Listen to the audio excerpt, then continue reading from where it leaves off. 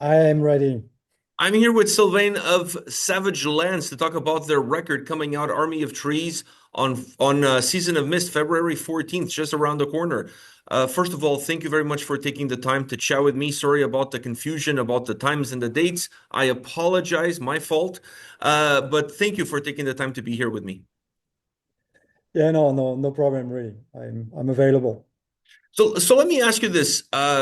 How long ago did you think about this project, and did you start to envision what you wanted out of it? Well, as you probably know, I've always been in the environmental warfare, and um, it's just a matter of circumstances, I guess. After COVID, things went a little bit crazy in Costa Rica, like speculation, real estate, like chainsaw every day, forests being cut down, so promoters could sell the land, and I was like, okay, now I have to try to let me switch this off because we're gonna get the noise otherwise. Sorry about that. Okay, I'm back. Yeah, so I got the idea to call my old friend Dirk, and that was in 2022, and then we discussed the context, and he was completely motivated, and he said it's a good time for him to move step further because he was already involved, like, but more like denouncing stuff and supporting stuff. But he says it's the right time to have our own tool to achieve stuff and bring people with us. So that's how it started. Has it been challenging for you from that starting point to work all the way to now, February 14th, a record coming out that is going to bring a different kind of attention to the cause that you guys are champion? Yeah, definitely. I mean, there's many organizations trying to do what we're doing actually, but I think we're the only one being at the same time a nonprofit organization and a band. Actually, that's this model is new, because the label signed the nonprofit, you know. It's not like a band being signed and then a percentage of what the band gets goes to a nonprofit. It's just the nonprofit itself is the artist, that's a pretty cool model. And also it's not like just a band, it's an open band. We are having guests, and what we want to achieve is to bring Savage Lands to a place where artists are immediately thinking of this platform when they want to express themselves and their support to the environment. And it would be a cool thing, that we get people jumping on board just because they know that's what we're doing, and because we are the only ones doing it right now, at least in the metal community, I guess. You guys are basically putting your money where your mouth is. In this case, you're giving away the money based on your vision and your goals that you have for this project. I think that alone is it's something spectacular because, like you said, it's not like you're giving away 50% of the profit or whatever. Like it's 100% nonprofit.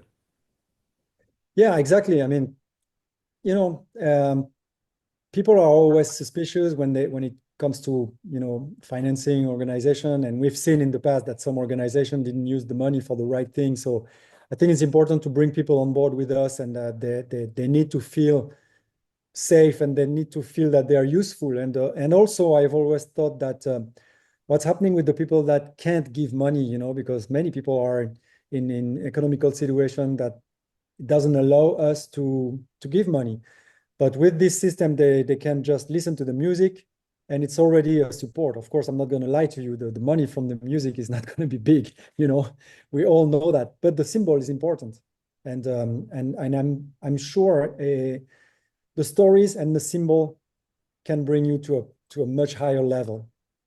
I think that's really interesting because as we all know, there's not a lot of money and music these days.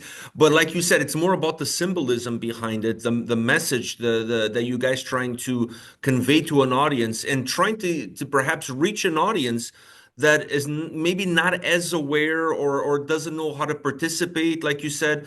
And I think you guys are opening a lot more avenues and a lot more platforms. I really want to piggyback off something you said. This is an open band. You guys had a lot of guests on this record. Does that mean a future album down, I know it's early to talk about a future album, but a future album down the line, does that mean you're going to have an opportunity to have different people collaborating and working with you? Well, yeah, that's the concept, But there's always the core members, I guess. Like Dirk is kind of overviewing everything, and we have Poon and Etienne and Flo and I, like bringing the material, because you can ask all those famous guys that are and girls that are really busy. You can ask them to write songs from scratch. It's too much. So if we bring the material and then contact those guys and say, hey, we have this, what do you think? You want to join? And then it works. That's what we've been achieving with this album, actually. So I think it's a very good process. And well, to be honest, we're already working on new materials. I was last week in the studio with Dirk, and we recorded like 2 new songs, a bit more like Dirk style, a bit more metal. So yeah, it's fun, and it makes noise in both ways. People talk about it. It's our fuel too. It's pretty cool to do that. And You're, also, to be yeah, honest, sorry. it's I've been an artist also before Dirk. Also, many artists are denouncing and say, hey, let's do something for the planet. Let's do something, blah blah blah. But in the end, what can you do? So that's why we created something where we actually do something. It's not just calling people to act, because as you said, some people, they don't know where to start. It's also our job to inspire people, and maybe they won't do it through Savage Lands. Maybe they will do it in their neighborhood, and that would be the greatest achievement for us, to inspire people and make them do something. By the way, you're the best person to interview because I ask you a question, you answer the question, and then you give me a segue for what my next question is going to be. So you're doing all my work. Like I don't have to do anything. It's absolutely perfect. I love it. You mentioned bringing the songs to the artist, to the guests on the record. When I was listening to the album, I felt like you guys had the right songs for the right people that were in the songs. So when you're writing these songs, are you already thinking of who you want on that track? Or you have a skeleton of the song, and then depending on who you get, you mold the track a little bit more to fit that person or the other. Yeah, it's a good question. Actually, it's for the last hole, for example, the first song that we released, the first video we released with John Tardy and Andreas Kisser. When I sent the riffs and the ideas to Dirk, he said, man.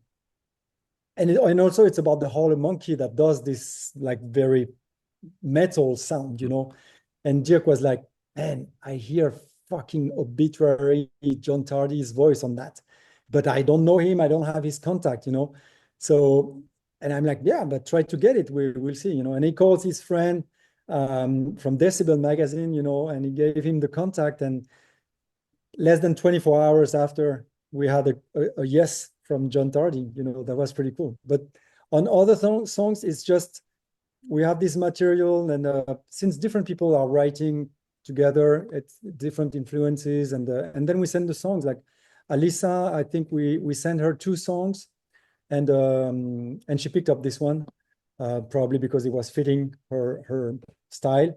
And then she proposed stuff, and she made the song change a little bit towards her direction. And yeah, these two is a very interesting process, artistically talking.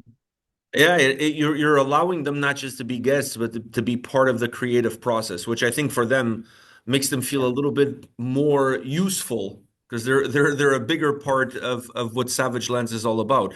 Now, when I was listening to the album, 2 things I noticed. I mean, one, I was expecting it. The album has a little bit of a compilation feel, and what I mean by that is that it's each song its own song, almost like if you were listening to a greatest hits of a band. I was expecting that kind of experience because I figure each song is going to be very individual. It's going to have a very individualistic nature. But what I was not expecting was the record to have a very defined side A and a very defined side B, a side A that's really heavy and a side B that's more rock and roll. Now, was that by design? Is that by chance? How do you end up with these 2 very different sides of the same coin?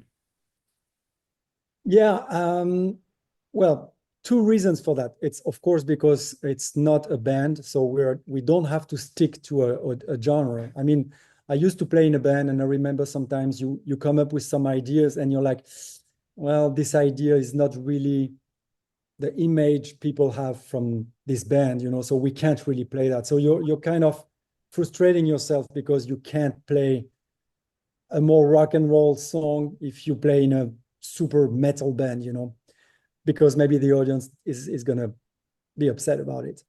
For this project, first of all, we don't have this issue. And the second reason is also, I mean, we are older, so we have many influences, and we're not trying to stick to we don't have a strategy like, okay, now it's the trend to do this or that. We don't care. We just play, and if it sounds good, then we go for it. So yeah, I think there's one thing that I found out from the feedbacks we have from the album. It's different, but there is always this little thing that makes it Savage Lands, some kind of weird chords, a bit of melancholy, a sense of the melodic, also in the music, not only in the lyrics. But you're right, yeah, it's not a typical band, so that's why it's A hopefully typical people. record. But I love the diversity of it because there's so much diversity in voices. It only makes sense that you match the diversity in voices with a diversity of sound. Otherwise, you're trying to fit a square peg in a round hole. It just doesn't really work. Yeah, I think you're right, and also it's probably because most of the time a first album is a collection of ideas you had for a longer Mhm. time. Probably the next album will have less time to write it.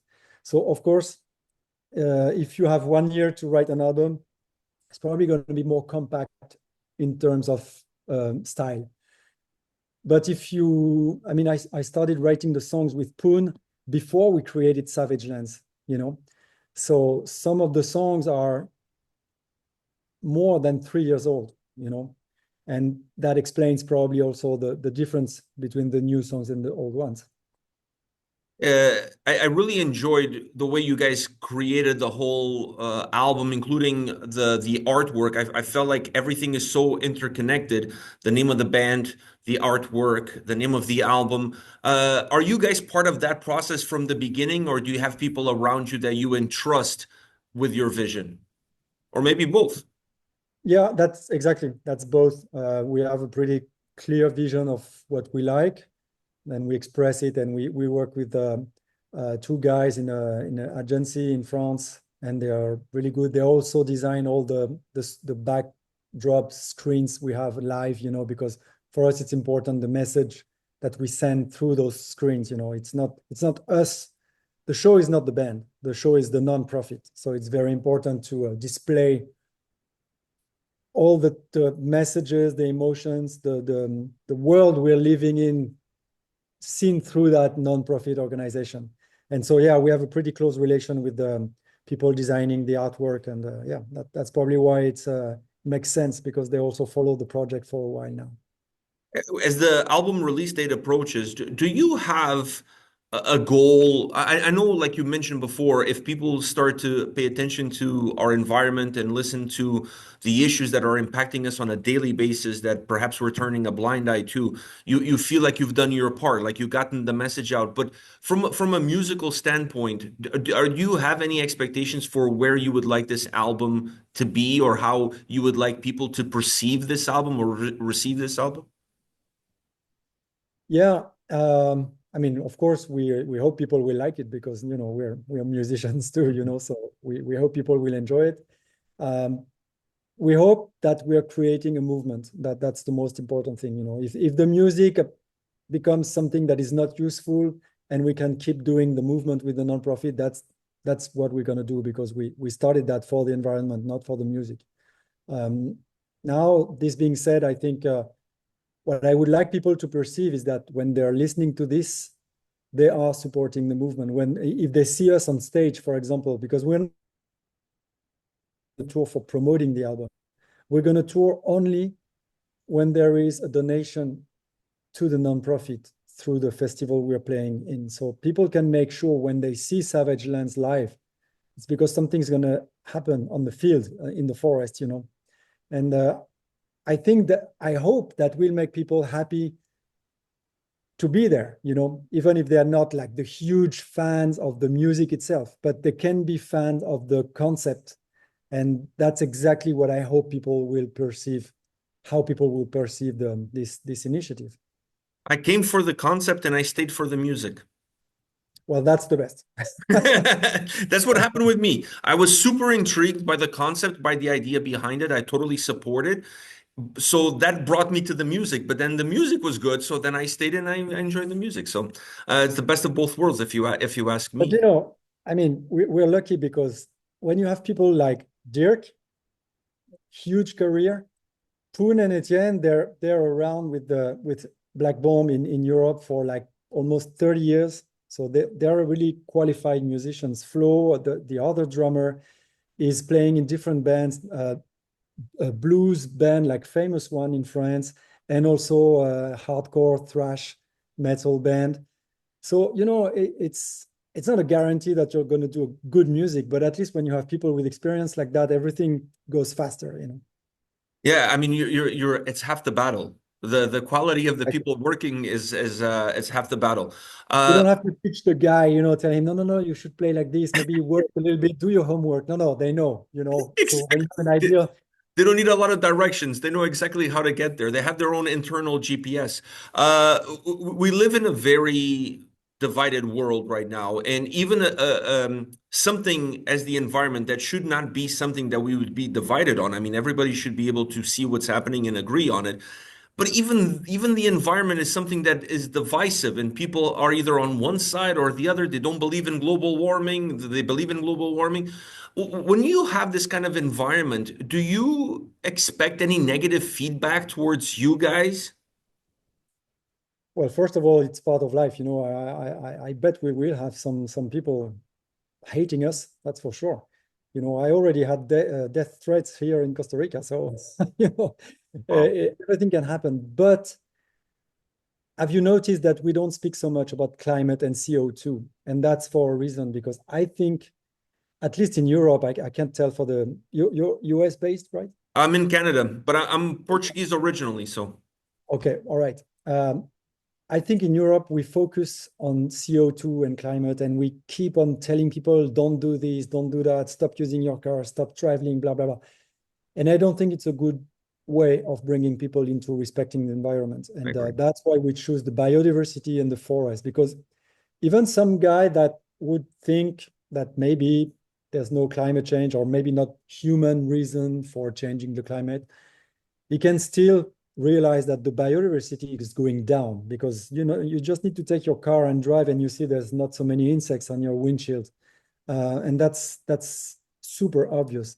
So this person can join, and then, because we don't even want to go through this debate. What we want is to reconnect people with the ecosystem, because we're so some ways of living, some people are completely apart from nature, from the ecosystem. And I don't think that's logical. I mean, we are all in the same biosphere, same planet. And okay, you can be totally dedicated like I am, or a little bit less, but still we're in it. And I think reconnecting people through um, some kind of sentimental or emotional link is important, because if you just punish people, like telling them, don't do this, you're being taxed for that, blah, blah, it's never going to work. I agree with you 100%. I actually had this conversation with my own son, believe it or not, because I was telling him that I think you would get a lot more people on board instead of pointing the finger and telling them that they're not good, giving them an incentive to be good. Not punish Exactly. them for being bad, but give them an incentive to be good. I think people react more positively to that. Like if the government here said, "Hey, if you buy a green car, we'll pay for half of it," I would buy a green car immediately. You know what I mean? So I think there's better ways of approaching. I agree with you. Yeah, and I mean, everything is useful, but I've been in this for like 30 years now, and I've seen the results, the bad results I had when I was more radical. I mean, it doesn't mean that I'm not radical in my head, but if I want to bring people, I mean, I have 30 years of processing my ideas, and if I meet someone that is just starting with this, I cannot expect him to be at the same stage. It's not even a matter of being smart or not. It's just that if you don't know shit about something, you can't suddenly understand everything. If I start studying jazz. I'm not good at this. I don't know jazz music. I'm going to be a rookie, you know, that's normal. And it's not bad. But you have to take people with you and yeah, exactly, show them that they can feel something nice from that, because it's very you know, you're getting very sad with the environmental thing, you know, it's mostly you lose battles most of the time, you know, so you can be depressed, and you can't bring people on something that is too dark and too depressing. You have to give them hope and also results. And that's the good thing with biodiversity. We get fast results. That's not the same with climate. Remember the COVID, you know, we shut down the noise, the cars, the cities, and then suddenly you see birds and animals coming back. So that's the good point about forest and biodiversity. It creates a link with people and it brings results that It's feel, visible. yeah, The results are visible. exactly. Yeah. I know you mentioned Costa Rica. When I was reading about the project, I realized that Costa Rica is a big influence on why you guys got this started. But I know it's not just Costa Rica. You guys are open and looking at having an impact in other parts of the world as well. Isn't that correct? Yeah, exactly. And of course, we start where it was easier, and Costa Rica makes it easy as far as regulation, you know. But this year, we're going to have big projects in France, also because we have a big partnership with Hellfest. And also, we have a big partnership with Heilung, you know, this Yeah, band, I know.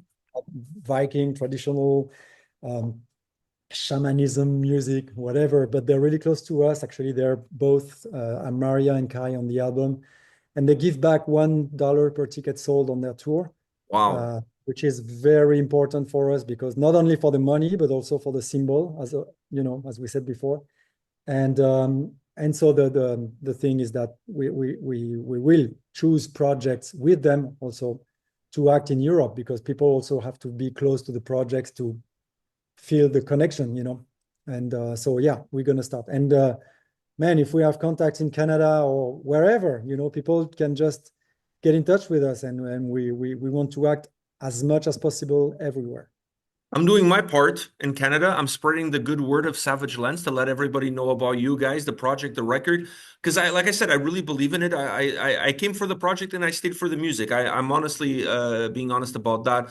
I really like what you guys are doing. I had a very interesting conversation with Einar from Vardruna about our disconnect from nature these days. Yeah. We are children of nature, but we seem to completely shun nature aside and think that we're better than what has created us, which it's mind-boggling for me that we've gotten to that. We think we're so intelligent, but I feel like we're getting dumber and dumber as we're moving along in life. And I have this question for you because this is something I worry about. I have a son, I have a 20-year-old. One day he's going to have children, hopefully. And I don't know if I'm leaving to him and his kids a better world from a nature standpoint than what my parents left to me. How do you feel about the world that one day you leave as a legacy? Well, very personal question, and I don't have children. Maybe probably because partly because of that. Maybe I've been too long in this warfare, so um, that should be the starting point, you know. That should be something that everyone, I mean, at least where you have an education, when you don't struggle for food and life, you know, at least in our countries where we can still have time to think, to read. I think it's the starting point. People should ask themselves, okay, what is next, you know? But it again, the human brain is not made for long-term vision. You know, we're like trying to. I mean, can you really picture what your life is going to be in more than 10 years? It's really hard, you It's know, really hard. really hard. So there is a conflict here between the environment, ecology, biodiversity, time, which is in the longer range, and our time, which is normally like shorter. So that's part of the education, and that's also something we need to do with Savage Lands. You know, bring people some informations, concepts, and material to keep thinking and asking ourselves, okay, what should we do? I think what you guys should do, actually, let me rephrase that. I think what should happen is, I think Gojira should take you guys on the road on their next tour. I think would be a perfect situation for both bands, considering both bands have a lot of similarities in terms of the vision that they have for the environment. And I think I'm going to put it out there because if you talk about it, maybe it will happen. You know what I mean? So we got to put positive vibes into the world. So I think that's what the future needs, a Gojira Savage Lands tour. Well, I couldn't agree more. You should ask them. Yeah, yeah, that's exactly. You know what? I'm gonna tag this video and tag them, maybe getting their get their attention a little bit because I think you guys are doing something very unique, very different. You guys have to be applauded for what you're doing, specifically trying to get this message across to perhaps, like I said, to an audience that may not be aware that wants to help but doesn't know what to do, and you guys are giving people an avenue. Sylvain, thank you very much for your time today. Once again, I apologize for all the confusion, but thank you very much for the time today. Man, yeah, I'm so happy because it shows. I mean, it's obvious that you are interested in the project and you've been doing your homework. And what you said, not only Gojira, but that makes me think we really have to. Yeah, I think sometimes music is also a business. There's the management, the record label, booking agent, and stuff. And uh, but still, we are all responsible of the situation. Some more than others, but and I think we should get together and do things, to make it bigger, I agree like with you. support all kinds of initiative. And I mean, for us, it's easy to say because we don't have to manage a career, but that's really something. That's what Hailung did. They said, "Man, it's a cool project. Let's help." Even I think many other bands could do something, maybe not giving $1 per ticket because maybe it's not easy for everyone to do that. But we have this concept, and this I never said on an interview. The title of the album is called Army of the Trees. Mhm. And we want to give the opportunity to use Army of the Tree as a free license. It means that a band that wants to support, and they can't do much, but maybe they can do their t-shirt, like this one, Loud Blast, Army of the Trees, and then give back like 1%, 10%, whatever, but spread the word and, just sign a deal with us to respect a few values, of course. Mhm. Put it something like it's not ours. It's not my stuff. Army of the Tree is not my title. I want to share it with all other artists and create an open movement. So that philosophy, I think we should all try to fit in. It would make something much bigger. Yeah, we live in a world where people think by hashtagging something, they're making a difference. Sure, you might make a little bit of an impact, but you need to roll up your sleeves and do something if you really want to have an impact in people's lives. So I see a lot of bands, I see a lot of artists talking about the environment, having songs in their records about the environment, but that's all fine and dandy. But you need to come to the table. At some point in time, you need to do more than just that. You need to do more than just talk. And I think what you guys are doing is doing more than just talk. That's, Jane Goodall. We met her at the UNESCO, and that's exactly what she said. She said the power of music is huge. It's better than the talk because music brings emotions and stuff. So if the artist gets together and wait, I don't know how you say that, but like the leverage of artists together going in the same direction, it's huge. I agree with you. I agree with you. I hope a lot of people are paying attention to what you guys are doing, and let's keep our fingers crossed for that Gojira Savage Lands tour. So keep me Thank you very informed. thank you very much for your time. I really appreciate it from the bottom of my heart. Thanks, man. Likewise.